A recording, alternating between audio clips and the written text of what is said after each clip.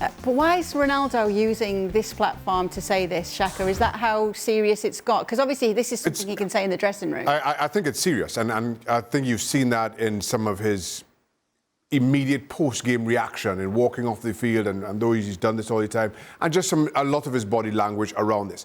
And I have to say, I'm a little bit more cynical around this statement than Don and Jules. And okay, albeit I'm willing to give Ronaldo the benefit of the doubt in that English is not his first language, though he speaks English better than me, and English is my first language.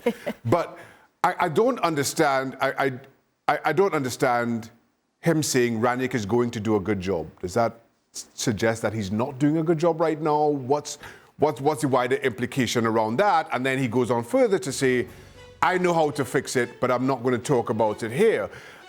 I just find those odd statements if they are intended to support Rangnick and support the work that he's doing. Because largely, I feel that's what he's trying to get across.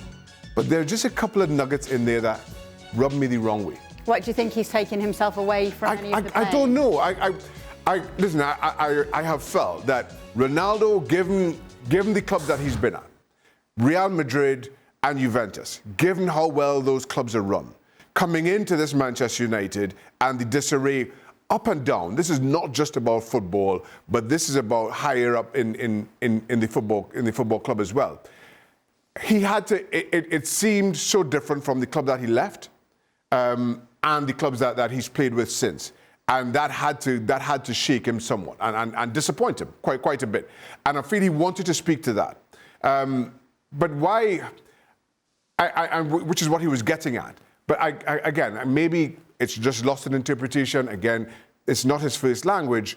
But to say that I think Rangnick will do a good job, I just find it a really odd statement in the middle of everything. If what you're trying to do is back the manager to the hilt, that doesn't do that. Don, do you think he can turn it around?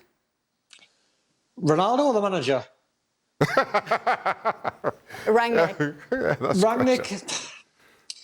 Listen, he's got the players to do it, Kay, but they have to believe in him, and they have to improve their performances. When you look at the teams that they've beaten, he hasn't beaten anyone yet.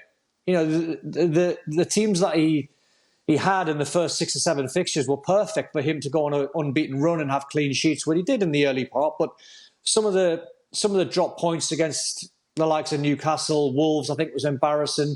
I think some of their victories are narrow margins. I thought Norwich played them off the park at times.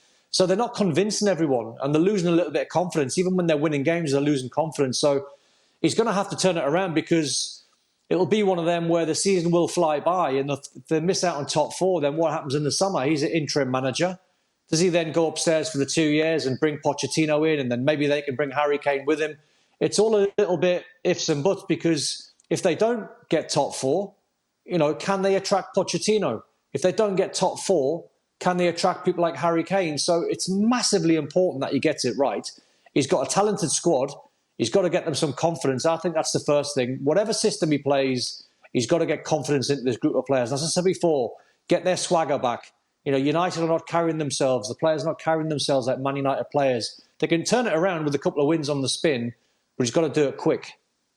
Jules, do you agree with Don there, what he's saying, that if they don't do what they need to do here and finish in the top 4, they are less likely to attract big names like Pochettino and big player names too? It is Manchester United.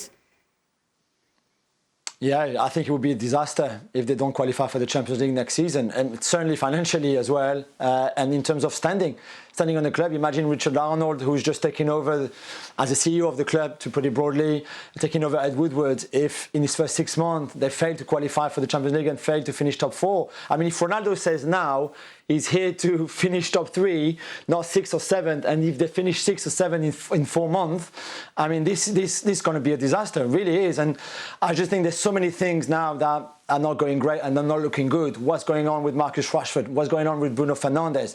What's going on with the tactics? Because even if he changed a little bit against Aston Villa and they were lucky to win in the FA Cup, we've seen them too narrow in that 4-2-2-2 formation. I don't really think the players understand what they really have to do. The press is not working, and that hasn't changed since Rangnick took over, when we all expected that would be the main big change, is the intensity and the rhythm that they would play with. But there's so much to work on, and I think Cristiano, I agree with Xhaka in a way. You can tell that he's not really saying it all, because I think there would be so much to be said about what's going on at the club right now. Yeah, a little glimpse into what's going on in the dressing room, although we've had a few of those this season. We'll get to see Manchester United in action again this weekend, and they're up against Aston Villa again for the second time in a few days. City will be taking on Chelsea as well. That's the big one to look out for, as is the North London derby on Sunday, Tottenham against Arsenal. Well, thank you very much for watching ESPN on YouTube. For more sports highlights and analysis, be sure to download the ESPN app. And for live streaming, premium content, and let's not forget as well, ESPN FC 7 days a week. Subscribe to ESPN Plus.